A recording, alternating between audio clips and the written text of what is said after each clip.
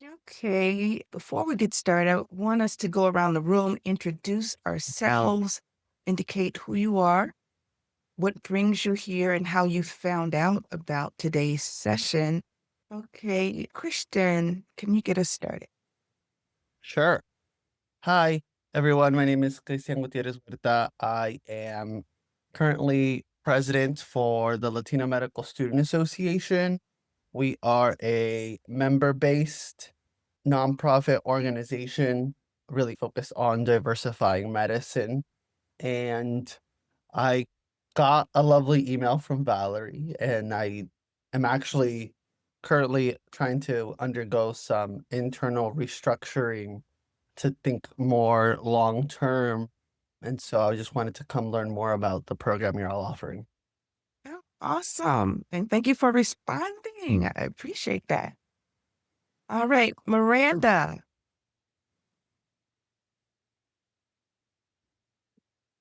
Hello?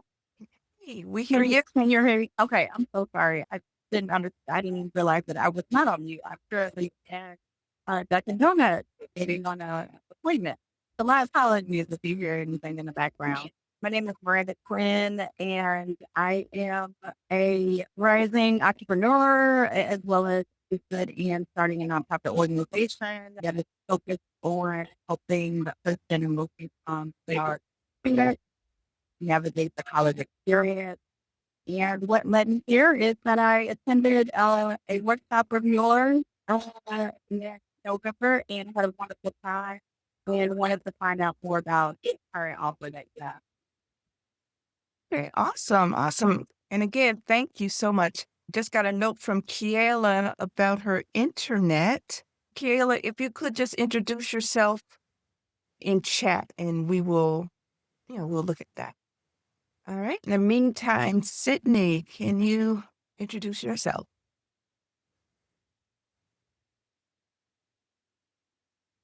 Yes, hello. My name is Sydney Brundage. I found this through an email newsletter that I get. I can't even remember which one, but it seemed interesting. I am working right now as an independent consultant to various arts nonprofits and just look out for opportunities to strengthen my skills so I can better serve my clients. So that's why I'm Aw- here. Awesome. Thank you so much for coming out. All right. And Kim indicated that she's not able to speak at this time. Kim is the founder of Young Master Builders in Motion, a nonprofit organization, and Kim has attended our events from time to time. All right, and I think, okay, and then Kiela, I know you said that you would, oh, she's, Kiela's back in the waiting room. Okay, alrighty. So Kiela's going to be writing her introduction.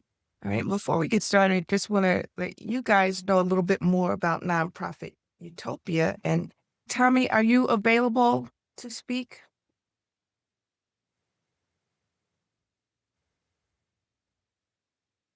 Okay, so I just want to let you know a little bit about Nonprofit Utopia. We were founded in 2018 as an online community. And before that, I started my consulting practice in 2003. So my consulting practice has been folded into Nonprofit Utopia. I focus on organizational development, so helping people do things like board development, leadership development. We do capacity assessments from the top down for your organization. We also do DISC assessments, which is a leadership assessment tool to help people understand the psychology behind why they like the environments they like and their preferences in the environments as well as how they communicate. And that tool is used to help teams get stronger. What I noticed over the years facilitating an online community is we share a lot of information. Sometimes we get really good interactions, sometimes we don't. And we also know that while online communities can be very helpful, they are not the end all, right? So I looked at the experiences that we had with our online community, looked at the successes that we were getting with programs like our R2 capacity building and beyond program, as well as our capacity building for community healers. And those were very comprehensive programs where we took people through 15 weeks of workshops, did pre and post tests, and we noticed that those folks who came together around a common cause, so to speak, were much more engaged. In fact, those programs ended about a year ago. Folks are still keeping in touch with one another. They're still coalescing around specific projects, texting each other. And we want to elevate that kind of interaction around fundraising. We know that fundraising continues to be a challenge regardless of what level your organization is. And we want to make sure that we give people the proper support. So the way this community is structured is we're going to have the online community, right? There will be a weekly cadence of things like articles and posts where we focus on one thing at a time. Actually, we have one monthly theme for each month, and we are very intentional about guiding you without this being a class, if that makes sense. The focus is going to be community engagement and us helping one another move from where we are to where we want to be. This is for people who want to either raise their first $25,000 or to increase fundraising by 25%. All right. So fundraising for newbies, the folks who want to raise $25,000, we're going to start that in May. And the reason we're starting that in May is because we have a course in between. We have a course that's launching. It's 90 days to a new nonprofit. We're going to be doing that in February. And by the time people go through that course, they should have a fully compliant organization, and we will give them the tools that they need to go to the next level and raise their first $25,000. This is for folks, who, in January, people who want to take their fundraising to the next 25%. Oh, I love it. I love it. 25% is not enough for Kiela. She wants to double her. She wants to go from 50% to 100%. So yeah, we can help you with that too. All right. So again, this is going to be a guided experience. You will have pressure from one another, dip pressure from one another to meet your goals. So you're going to share your goals with one another, share your struggles. And we also admonish you that this is just like Las Vegas. What goes on in the community stays on in the community. We have a lot of instances where people are not as nice. They're not playing as nicely as they should be. And that's not what we're trying to foster. We really want to foster an environment where it's a win-win situation, where people can be open and honest with one another, and they can share their wins, share their struggles, and all of that good stuff. And before we get into the presentation, I see where Sharif has joined us. Sharif, you want to give a brief intro of yourself? Sharif and I go back many years. I won't say how many, but give us a brief intro. Let us know who you are, what your organization is, what brings you here, and how you found out about this particular opportunity. And while he's doing that, I'm going to share my screen. Good morning, everybody. Sharif Walker. I'm the president and CEO at Bethel New Life on Chicago's West Side. I have been a part of Valerie Leonard's sessions for, I don't want to say how many years, Valerie, but it's been a long time, pretty much as long as I've been in not-for-profit work. And I always pick up things that can help me move forward. And it's been a long time since I've been in not-for-profit work. So it's always good to be on your calls and picking up new information and getting reminded of some old information that help us move things forward. So Thank you for this invite once again. And we're looking forward to picking up some things today that can move us forward. Okay, awesome. Thank you. Thank you so much. Thank you. All righty. So basically, we're going to give you a few tips today. This is not a class, it's not a workshop, but I still hope that you walk away learning some things. So we're going to focus on why nonprofits struggle to get funded. And I'm sure we all have our own war stories, right? Our stories are individual to ourselves, but I think in some ways universal. We want to give you a sense for what we're going to focus on. We're not going to give you the full method, but we will give you a taste. And then we're going to give you an opportunity to decide whether or not this is the fit for you. And again, we're looking for people who are interested in achieving their goals, but people who are also willing to share information, as opposed to we have all been in communities where you might have one or two people sharing and the other people, they may not necessarily feel confident enough to share, or they might just be lurking. That's not what we're trying to achieve here. We want to create a situation of reciprocity. We're not necessarily experts. We're not trying to create a situation where there's one or two experts, but we want to go on a journey together with no judgment. For today, we're going to go through a diagnostic conversation. You'll be able to ask yourself some very real questions and answer them for yourself. And if you're not too shy, share responses. I want to give you an overview of the focus areas for the community. I want to give you a chance to determine whether or not this is a good fit for you. And again, this is not training. This is not a workshop. We're not going through a walkthrough of all of the tools. If you decide to join, we'll make sure that you're fully oriented on the system and on the quote unquote rules, so to speak. But that's not why we're here today. And then this is not a substitute for community-based work. In fact, when you join, there's nothing that can substitute the effort that you're going to be putting in it. We're here to provide support. We're here to provide tools and all of that good stuff. As I indicated before, I started Nonprofit Utopia in 2018. The original goal was to develop the next generation of ethical nonprofit leaders. I have seen in my lifetime a lot of unethical behavior from people who are mission driven. And sometimes this unethical behavior is not caused from people being evil, so to speak. But when you're dealing with the IRS doesn't care. Right. They see what is.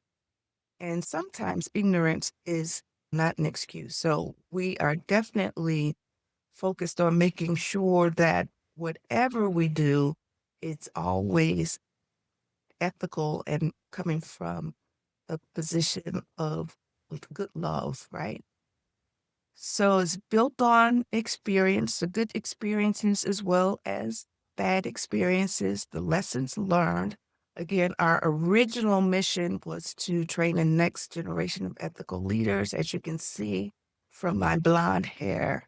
And I only have a few years left before I leave the scene. I think I have a lot to share. I want to make sure that younger people can absorb as much of it as possible.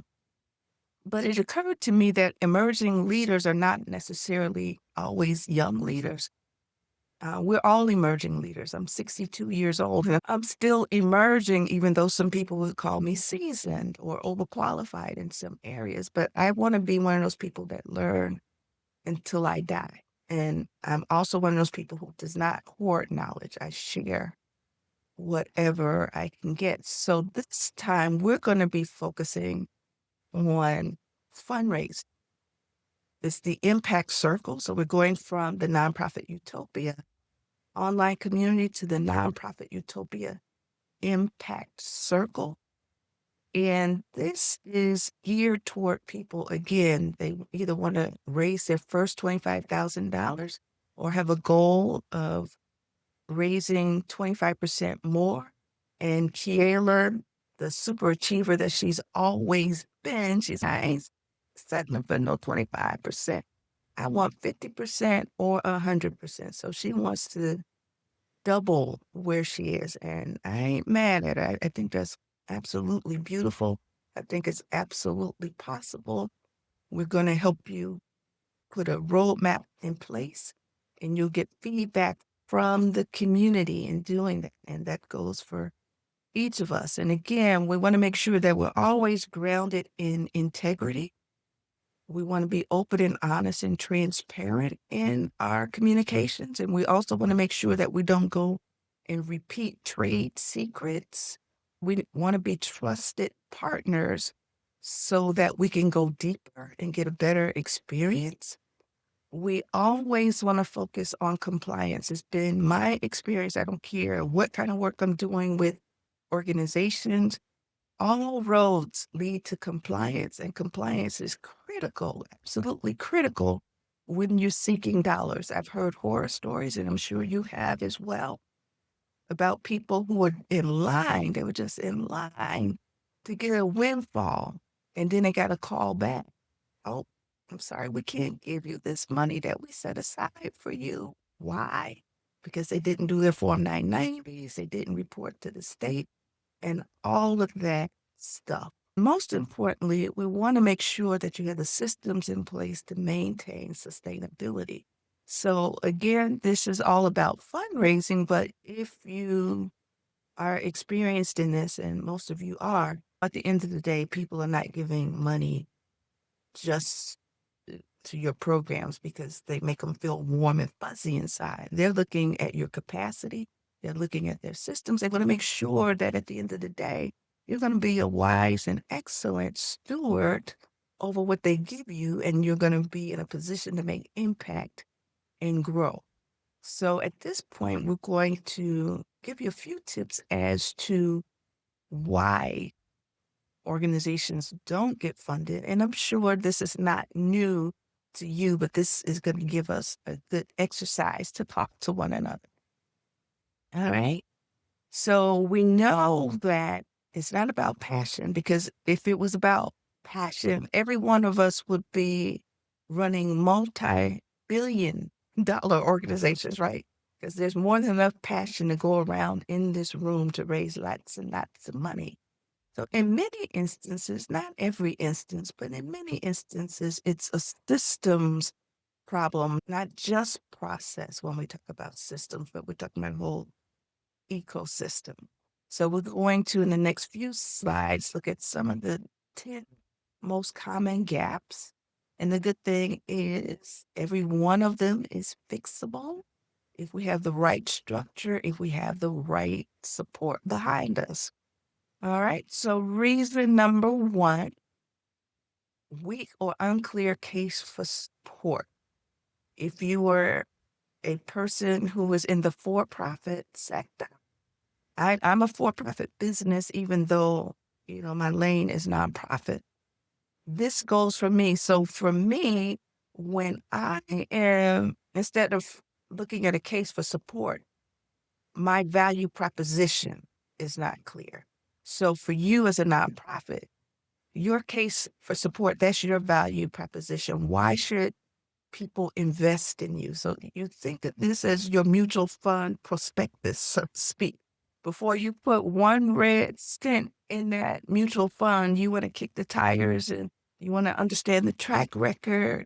You want to understand the philosophy of the investor, blah, blah, blah, blah, blah. So the same thing goes for us. If we're running organizations, we're looking for investors to invest in us, or if we are looking for foundations to invest in us. All right. So no judgment here. In the chat, if you can clearly explain why your organization should be funded right now. So today, if someone asks you why they should fund you, can you say that clearly? If you can, type a 1 in the chat.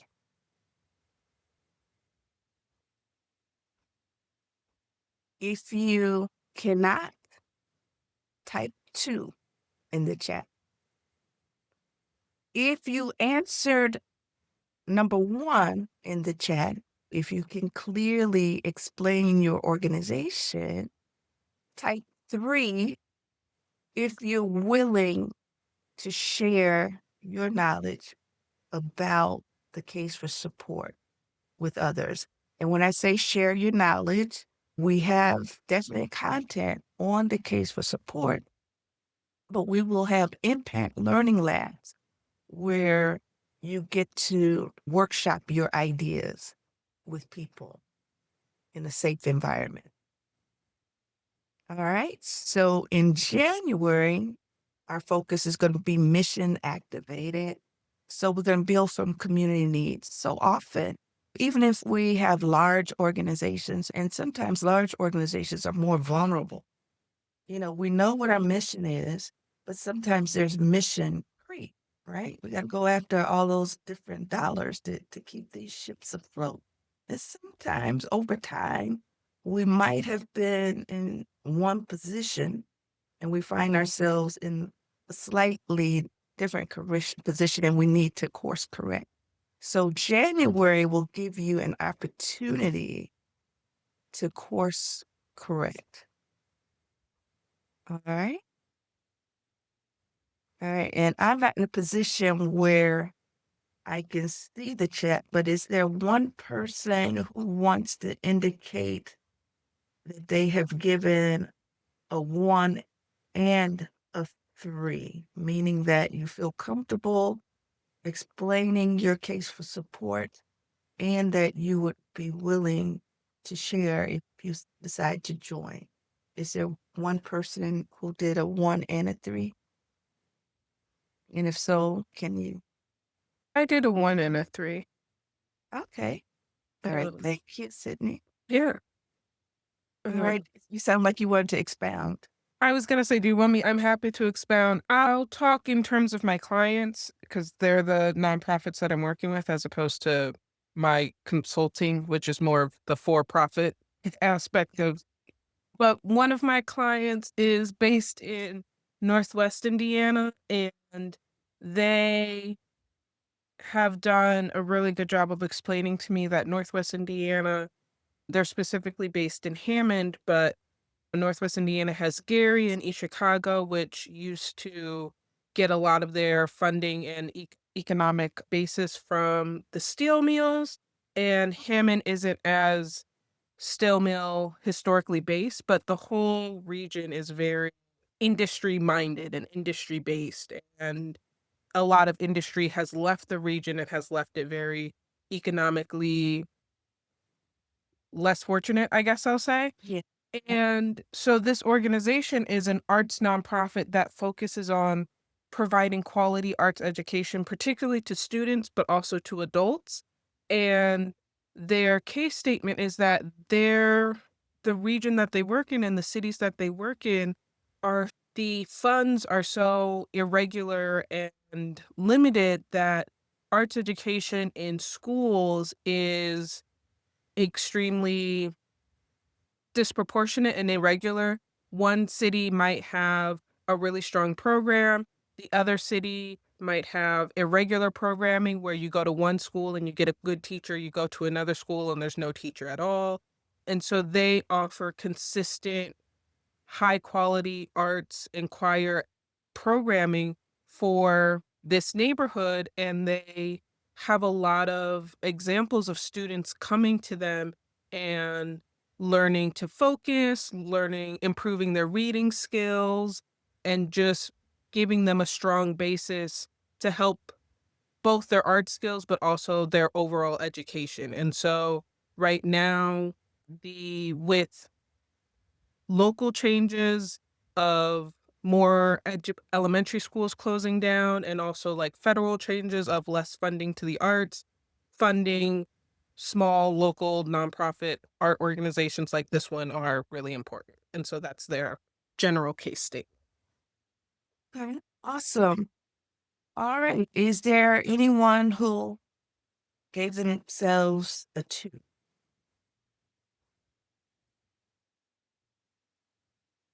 All right. I didn't see the chat, so I was This is gratitude. I'm sorry. This is Yayla speaking. yes. Valerie. I actually gave myself a 1 and a 2. Okay. The 1 is on paper, yes. Like the clarity is there. It's the succinct verbal communication of it, because sometimes the passion can cause me to really like go down the rabbit hole or get into too granular. So that's my answer. Awesome. All righty. So I got 9 more of these, so can't spend quite as much time on them. But I just wanted to get a sense for where we are in the room. All right. So number 2, programs aren't clearly fundable. So the question is, do your programs show outcomes funders recognize?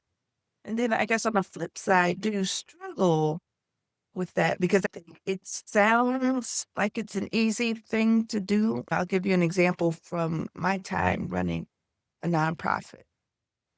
I developed a program logic model and design programs, and one of them was a youth program. We had a youth media program, and it was designed to use the media, give students media skills to improve their written communication and their oral communication. And we had all these goals and objectives. And lo and behold, a year later, I heard these kids who had gone through our program using all kinds of broken English. Their spelling was atrocious. And I just felt like a failure, right?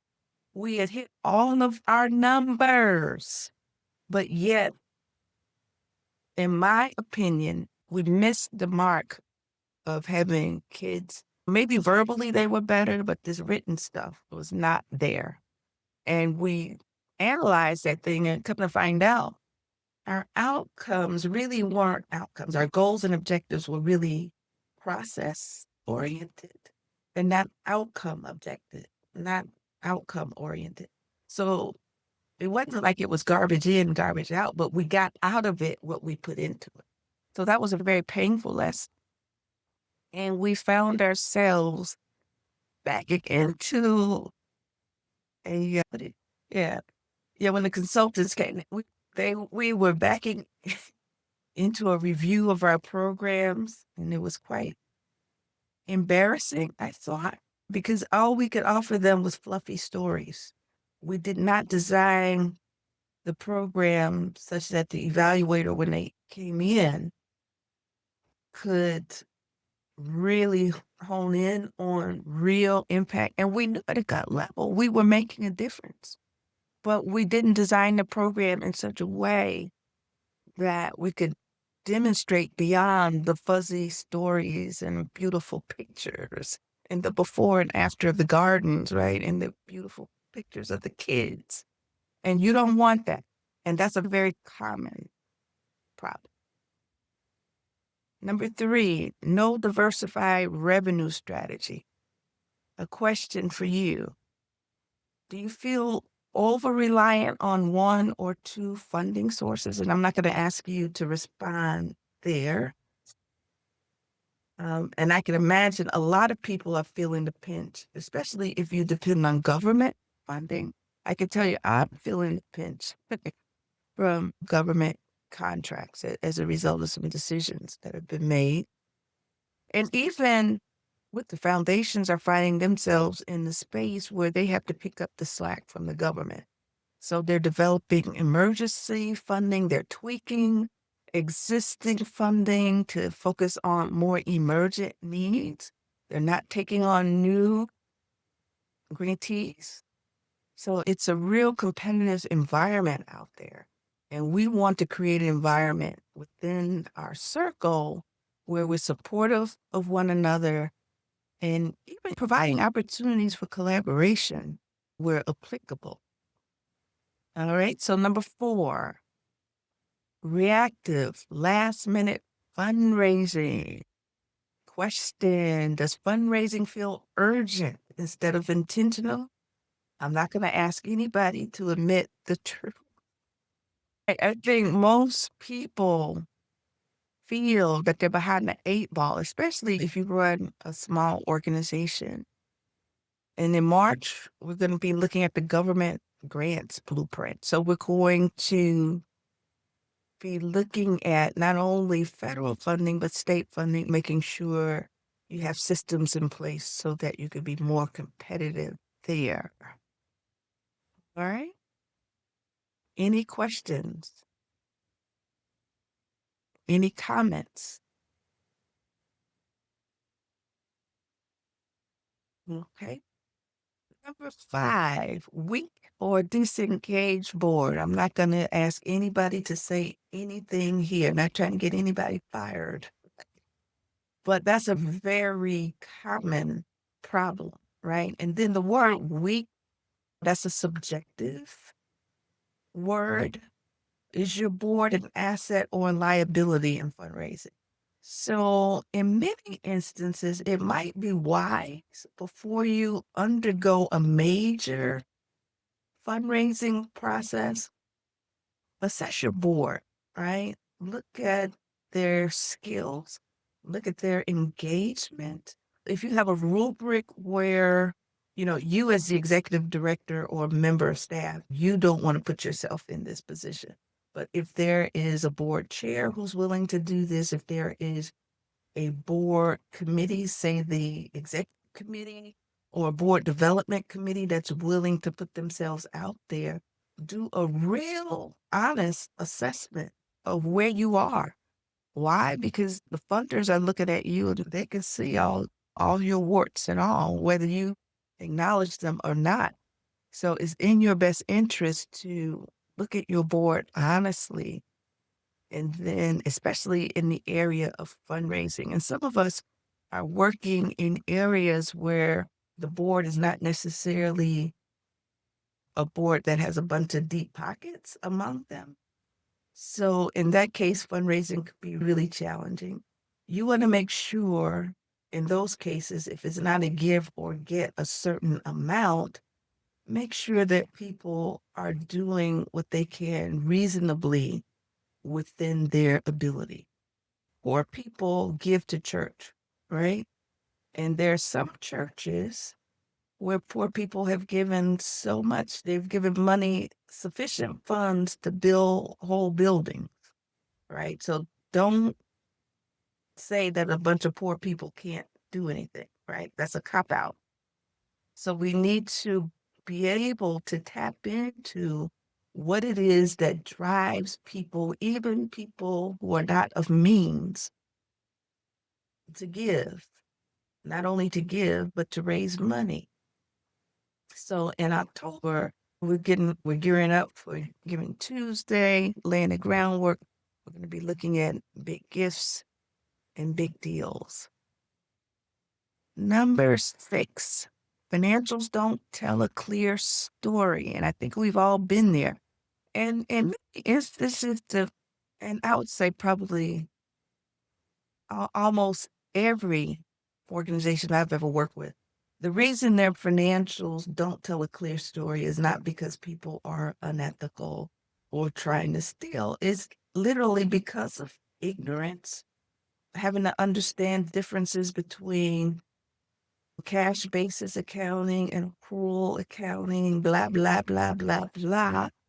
And then sometimes it's a matter of how they categorize expenses or being too general such that you can't look at the financials and really understand whether or not their heart lines up with where their money is being spent. So the question, and I'm not going to ask anybody to post in the chat, do your numbers reinforce credibility or do they undermine your credibility? And sometimes people can actually have a sound background in financial management, but they still come up with a deficit, right? There is a huge organization that I can think of. People are saying, oh, these folks ran a deficit. They're about to close. And it's not really true. If you get behind the numbers, if you talk to the people, they actually had a surplus a year or so ago. and they're spending that money down on purpose. So on a day-to-day basis, they're spending more than they have coming in because they're not actively looking for money right about now. They want to use what they have and then go for more. So make sure that whatever your numbers are, you look at them objectively like an outsider. And if there's some questions that you have, anticipate the questions that they may have.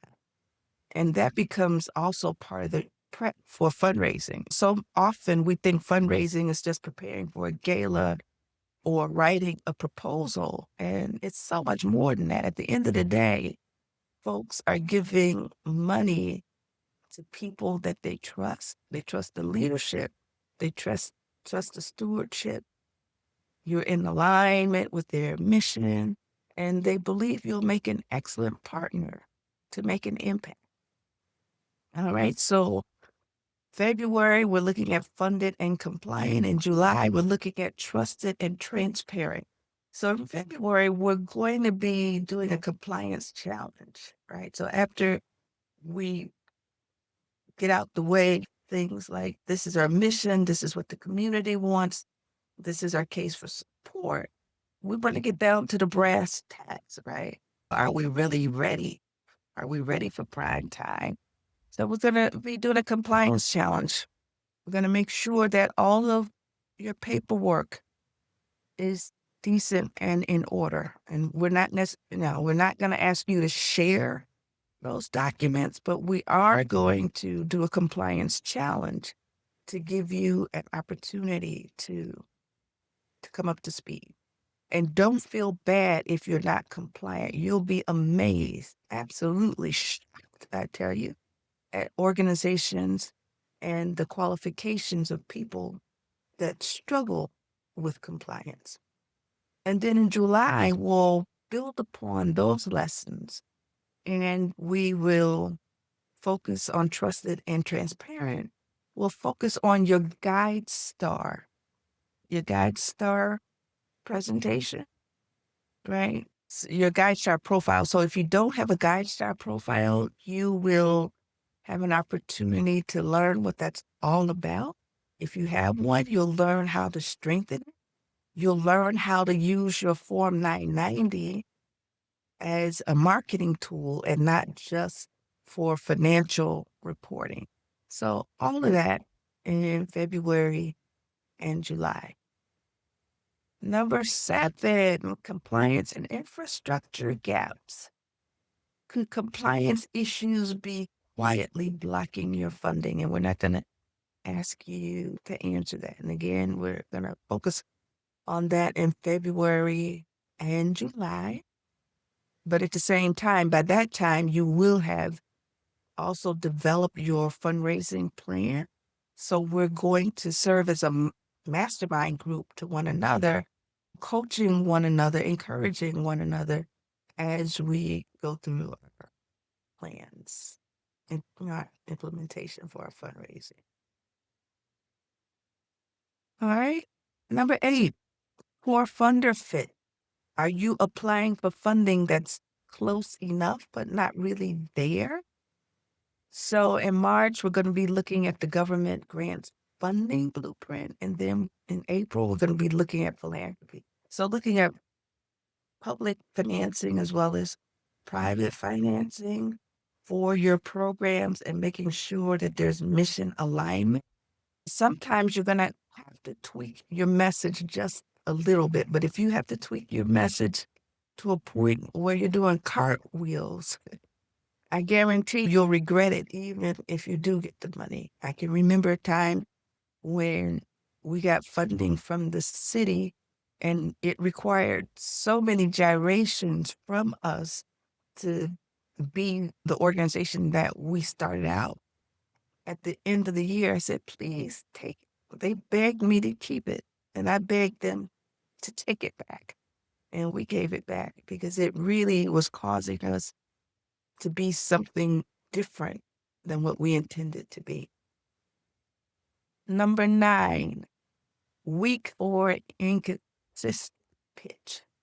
All right. Can you clearly and confidently pitch your organization? So, do you have your elevator pitch together? Do you have a slide deck together? Can you pitch your organization within 3 minutes? So, we're going to really focus on that. That's something I could use a lot of help with. As Sharif knows, I never met a word I didn't. So, that is something that I'm looking forward to. So in June and November, we're going to command the room. We're going to sharpen our pitches. We're going to learn how to speak concisely. The thing that Kiela brought up, yeah, we know why we do this work. And yeah, we're passionate about this work. But if we had 10 seconds, could we tell you what it is we do and why? And you would be sold, right? So again, we're going to be focusing on our pitches. We will be working somewhat with information from a professional pitch coach. He's an internationally known pitch coach, David Beckett. He's known for helping startup businesses in the for-profit sector. He's raised multi-millions of dollars through coaching, and we're going to be using some of his tactics, some of his canvases, so that we can tighten up our pitches and be just as sharp in the game as the for-profit venture people, right? So we want to be able to sell our wares, so to speak. I will invite people to listen and critique our pitches, people who actually invest, people who actually give funding, so that you can hear from people who make these decisions all the time. And in November, again, we're getting ready for the year end. We want to make sure that we are properly stewarding the gifts that we have received. And number 10, now the problem is doing it alone, especially if you're in an organization, you may not necessarily have staff, or if you do have staff, it's just one or two people who have to do all of the functions in an organization. So the question is, are you carrying fundraising strategy mostly by yourself? So in August, we're going to learn to live well. And we really need to understand how to get our boards involved in fundraising. Boards should be taking the lead in our fundraising. Righty. So I don't think we have enough people to really break out. We can be our own little breakout room. All right. So the question for reflection and discussion, and I'm going to stop sharing after this. Identify your top 2 funding gaps. Your top 2 funding gaps, and you don't have to go into all the details of all the things we covered. So I'm not asking for funding sources and how much money of the gap. Of the things that we covered, what are some of the issues that you feel that you would like to be strengthened in? The top 2 things that you might be able to be a resource to others in. Then you want to name the cost. What's the cost of leaving them unresolved? And then you want to talk about patterns and not solutions. We're not trying to teach anybody anything, just helping you to name it. What is it? All right. And for now, I'm going to stop sharing. This will, again, we don't have enough people to do a breakout session, so we can just kind of speak with folks, let you share your own truth, and we'll do that for about 15 minutes. We'll do it until 10:05. All right. Is there anybody who wants to share of those top things, what their issues are? Okay, Kiela has to leave at 10. Kiela, did you want to share what your top gap is? And I know you have to write it down. She said no. Okay, is everybody else feeling the same way? Is everybody feeling that they want to keep those cards close to the vest? Let me know. If so, we can go on. Okay, Christian. Yeah. Hi, everyone. Thanks for sharing. This was actually really insightful and really helpful. I think for me, the one thing that was very prevalent, especially this year with the funding differences, was relying on very specific sources. Since we are educational based, we were really focused on educational programs, academic institutions, and since they're currently under new regulations, specifically around things related to diversity, equity, and inclusion, that has caused a huge gap in what used to be a very promising fountain. So I'd say Yes. that's been one thing. And then, which I think goes hand in hand with the second one, and it's trying to find the right partners to supplement that. So people that still believe in healthcare access, as well as providing like under-resourced individuals opportunities and access to medical school and careers in medicine. So I'd say that those kind of go hand in hand for us. And so right now, just trying to diversify our investment portfolio is one of the things I'm trying to focus on in the next 3 to 6 months. Oh, awesome. Awesome. And thank you so much for sharing. We really appreciate that. All right. Sharif, do you care to share, or is it something you prefer to keep close?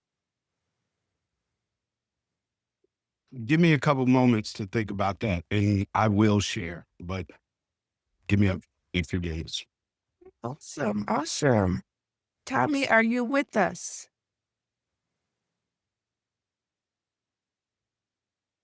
Okay. Sydney, realize you and Kim, you, okay. All right. Awesome. Okay. Kim, did you want to share? No, we're re- restructuring and figuring out how we're going to move forward. So I've got a lot of things in the fire right now as we reemerge. And so we're figuring those things out, but I'm trying to lay the foundation for some options. So that's a gap in and of itself, right? Big. Yeah, so you named your gap.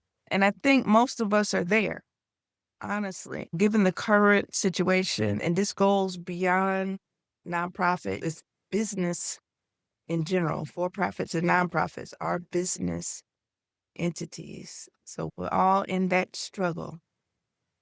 And speaking of that struggle, we will also be focusing on social enterprise as well, looking at and I believe that comes in June as well, the Command the Room, where we do our pitches. So we'll be looking at alternative resources in addition to government grants and private grants. How is it that we can develop some earned income? So that's all part of the mix. All right, Sydney, what are you seeing with your clients in terms of their gaps based on what we talked about? Yeah, I would definitely say what Kim just described really reflects one of my clients really well. They last year, even before the big federal shifts in funding, they lost a major source of funding. And so this year have gained some stability, but are still trying to work their way, like really completely patch that hole that they lost a couple years ago. And so have been working with them and the funding that they lost was essentially funding from the city to manage artistic space. And so that was a big part of their identity at the time too, of we manage this big space for the city. So they lost the funding, but they also lost part of their identity. And so that's the gap that they're trying to, how do we redefine ourselves now that we're not managing this space for the city? And so that's been something that I've been working with them in this past year. And then I would say the other organization, the one that I mentioned earlier, their gaps are a little harder for me to identify, but Kim's really resonated with me with that one client. Says. Okay, Sharif, are you ready now? It may be safer for me to ask, are you ready? But because there's a lot of things on the list, right? Yeah. First of all, just for some background for those that may not be aware, I took over an organization that was that had struggled through financial hardships for several years in 2020 in the midst of the onset of COVID. So challenge number one, right, was to figure out what this organization needed moving forward while also responding to the needs of the community in the present. That was challenge number one.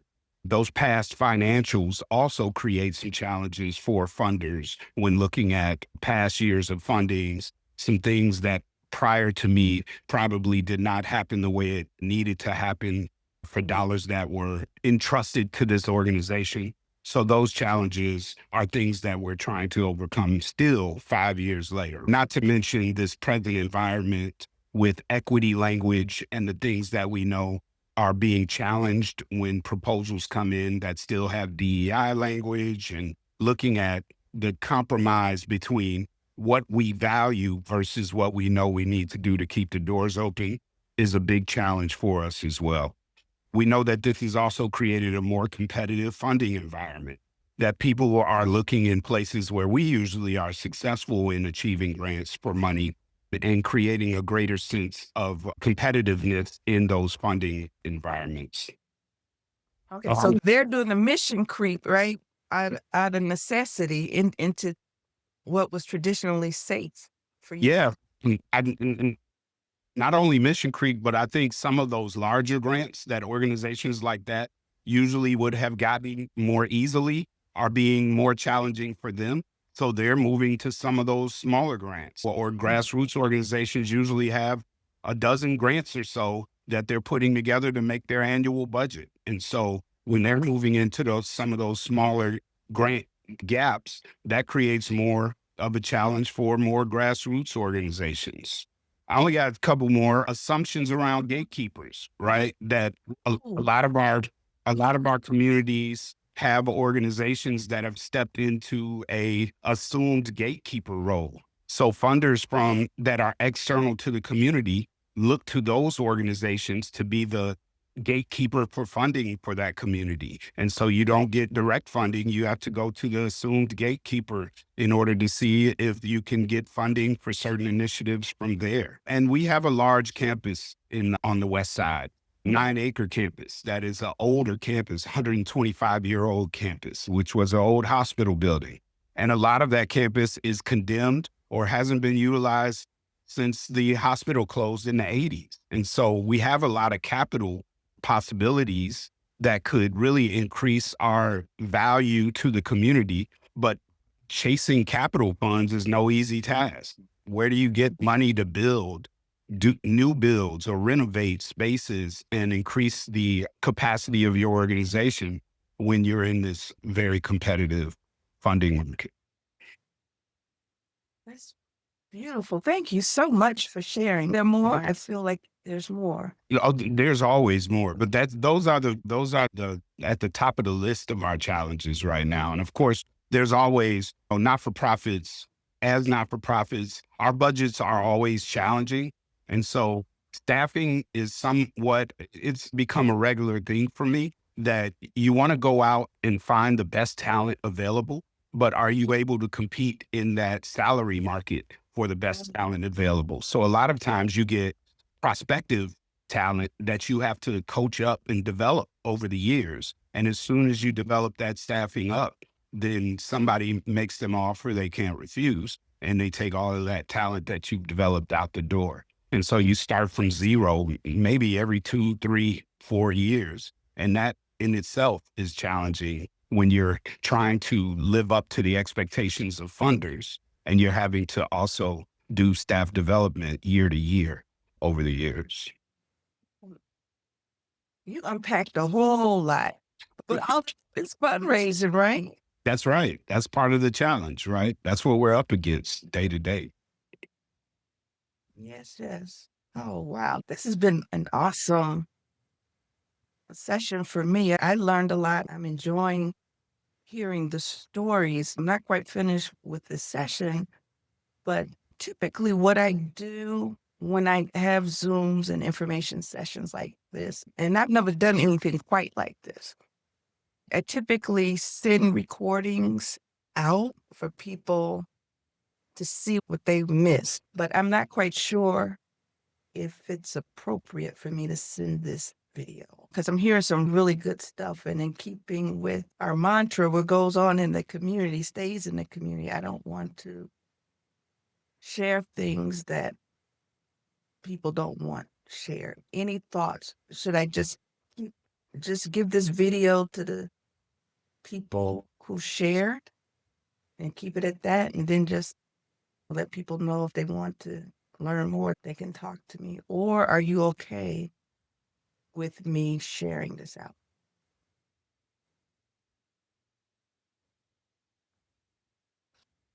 I don't have a problem with it. Yeah. These are things that I talk about all the time. Okay. I was also going to say I'm okay with Okay. All right. Good. Sharik, that was really powerful. And I thank you. I'm honored that you trust me and trust the group enough to share. All right. All right. Let me finish the presentation. That was good stuff. Do people have any questions before we move on?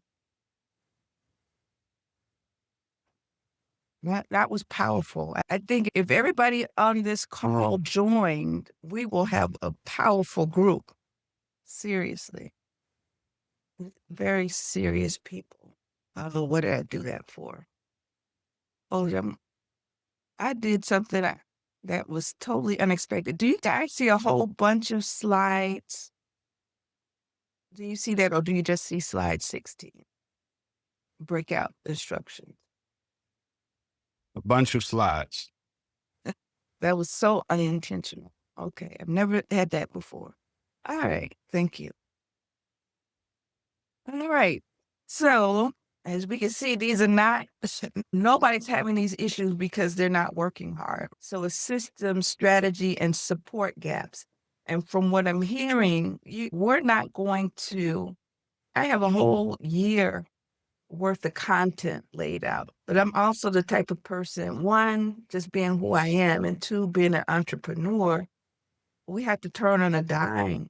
So there are opportunities for us to either add something that's more emergent for us at the time or go deeper into certain areas. And one thing that does make this different is, again, we're not just focusing on how do you do a fundraising plan. We're not just focusing on how do you do a gala, even though those are important things. Leadership matters. Those operational things matter. Because if you don't have your systems in place, if you don't have your strategies in place, all of this textbook stuff is for naught. All right, so what we're not going to go into is the full fundraising system and sequencing. And we're not going to go into the tools and templates and methods. Just trust the process. Trust me that there are a lot of things that you will have at your disposal. We're not going to talk about governance and finance and fundraising alignment, even though that's part of the package, right? Because if we don't have our board governance structures in place, that's going to put a much lower ceiling on what it is that we can do. And then peer accountability process. We want to create a situation where you can voluntarily pick a peer who will be your accountability partner. We will have mastermind groups where there's a group of us, but if there's somebody that you want to talk to one-on-one to hold you accountable, we will provide the environment for that. And then we'll definitely use our sessions for group coaching. And if there's opportunities, if you think you want to do a deeper dive and go one-on-one, that's available, but that's not part of the main package. Just know that's available. All right. So here's an example. This is what we're doing in January. So we're going to clarify the problem that you exist to solve. So that's clarifying your mission, and that's going to be within the context of a community needs assessment. And our community needs assessment, we're going to go deep into the community needs. It's not going to be one or two sentences that you might have to respond to on a grant application, but really looking at the community deeply and making sure that we're in alignment. Does our mission still make sense? There are people who outlive or outgrow their mission and they have to change the mission or tweak it in some way, or they might find that this money that they're going after reviewing what the needs of the community are, looking at their own capacity, we need to do something different. And this environment is so tough, it's hard to think, oh, I got to do something different when you really need that money now. We want to focus on strengthening the purpose and relevance of our programs, making sure that what we're doing is not something that we're building, hoping that people will come because, of course, we know better. And I think we all fall into that. But I think once we start talking to folks and hearing what they have to say, what they experience, we could be flexible enough to tweak our programs and make sure that works. And then we're going to identify the gaps between what we intend, right, and what the funder is expecting. So how do we maintain our integrity? How do we and when I say integrity, I'm not necessarily talking about whether or not we're honest or dishonest. We're all honest around here. But how do we maintain truth to ourselves? How do we keep from scattering ourselves beyond our mission? In some cases, because we need the cash flow, we need it now, we need to handle payroll now. Sometimes we have to do those things, but how do we make sure that we work our way back? How do we make sure that we're working with funders and giving them what they need without giving up our souls? It shouldn't come to that. We should be able to work with funders and create win-win situations, and there's a good match in terms of what our core values are. So we're going to focus on the weak case for support, and then we're going to look at our programs honestly, be honest with ourselves. Are they clear? Are they fun? When I started this business in 2018, launching sometimes to applause, sometimes to silence, and more silence than applause.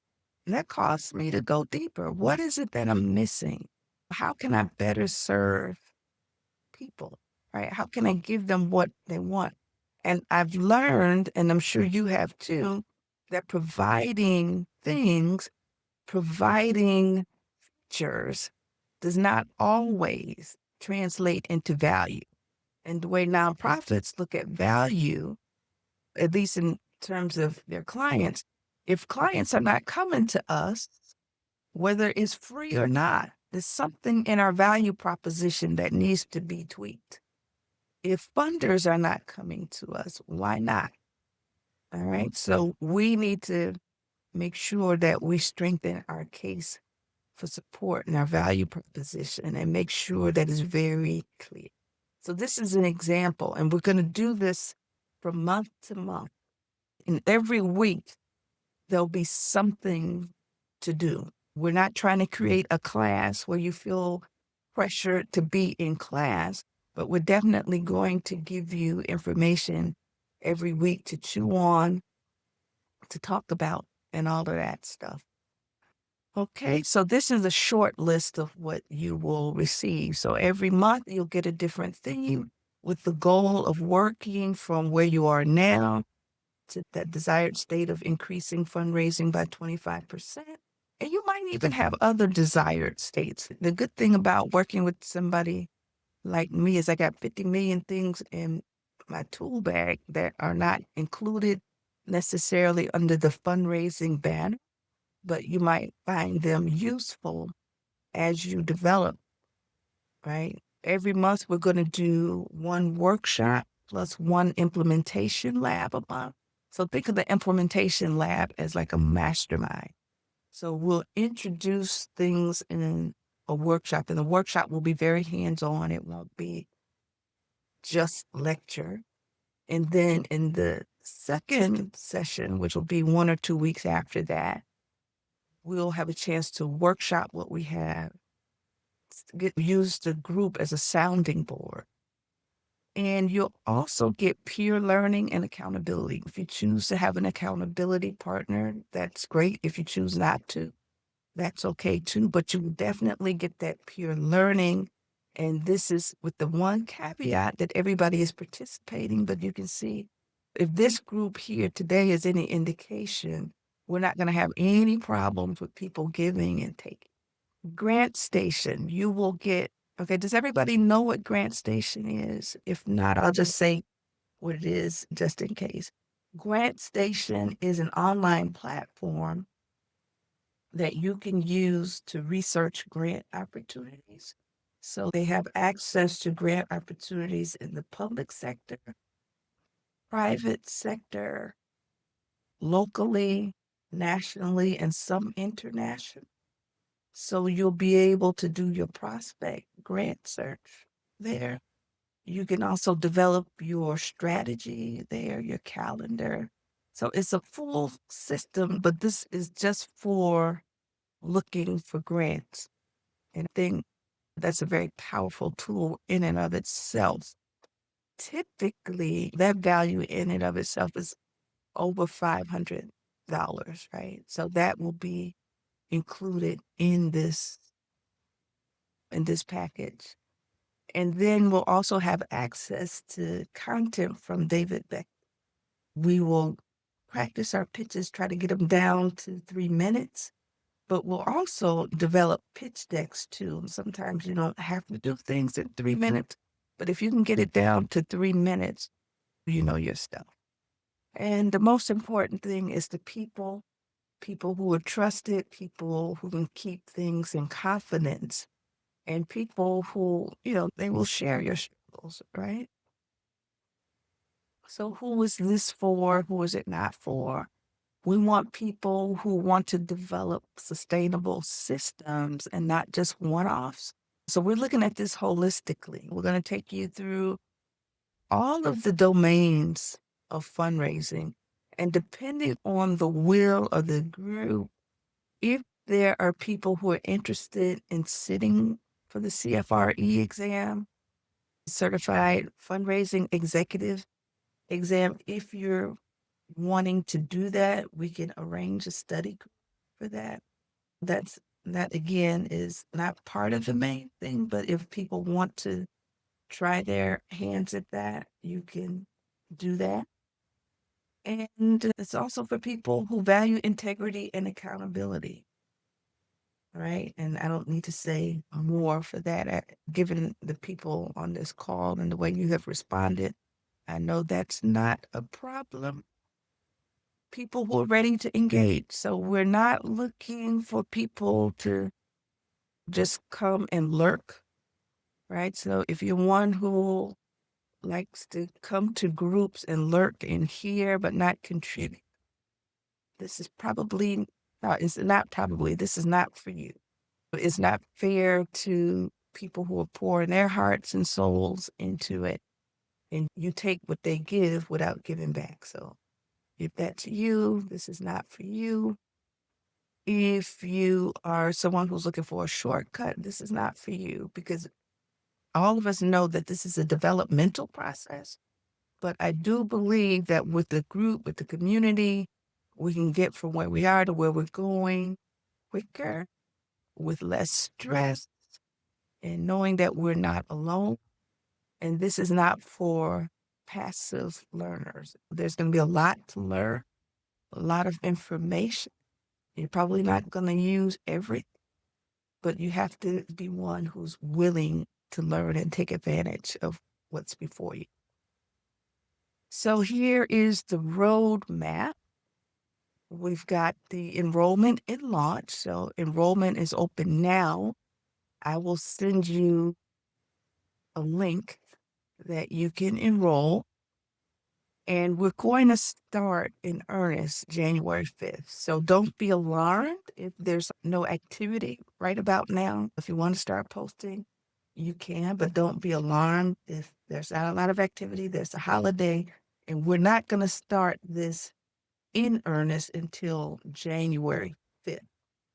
So the cost is $19.97 per year if you do it in a lump sum. It's $175 a month if you're going to do monthly installments.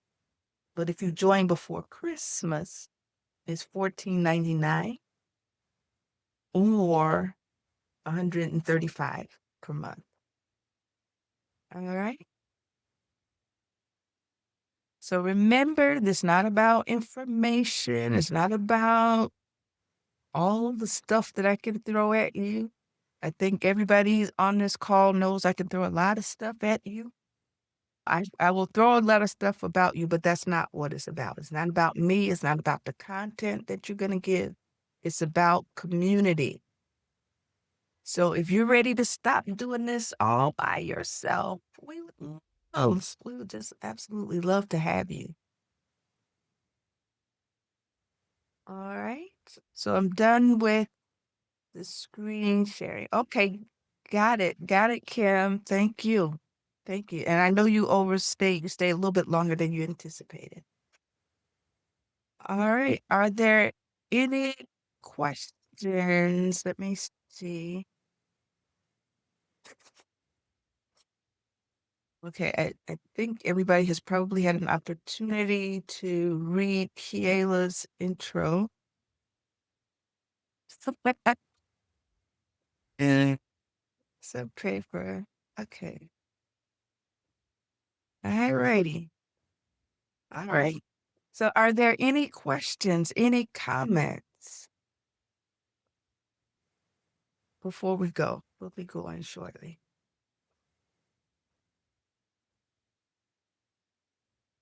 No questions or comments? All right. So I want to say thank you so much. You really made my day to come and share what it is you're going through. You give me ideas as to some other things we can add or some things we could take away to make this more meaningful. And just know that if and when you join this group, you have a voice. People may call me a dictator. Only some of that is true. No, seriously, I try my best not to be a dictator. I try to incorporate ideas I get from others. And this is a community. It's not meant to be the Valerie Leonard show. The stuff, even though we have everything charted out, it's not written in stone. If there's some things that need to be changed, they will be changed. And if you want to take the lead on some things, we will provide opportunity for member-led content as well. That gives you the opportunity to strengthen your leadership as well. All right. So if there are no further questions, I'm going to dismiss us and I'll send you the replay as well as a link to join should you decide to join. All righty. Again, thank you so much. I know time is extremely valuable, especially in this holiday season, year end. And there's 50 million things to do, and you decided that you would spend some time with us. Thank you. Thank you. All right. Take care. Bye-bye.